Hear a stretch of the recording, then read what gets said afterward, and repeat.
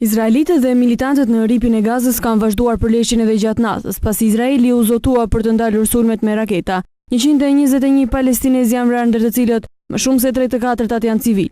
Që kur Izraeli ka filluar operacionin e tij 5 ditë më parë, janë lëshuar me qindra raketa dhe janë goditur më shumë se 60 objektiva terroriste.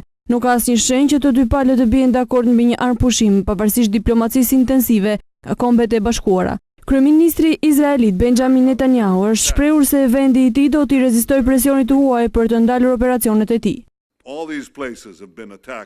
Objektivi është rivendosja e qetësisë në qytetin e Izraelit dhe kam ndërmend të arrij këtë objektiv.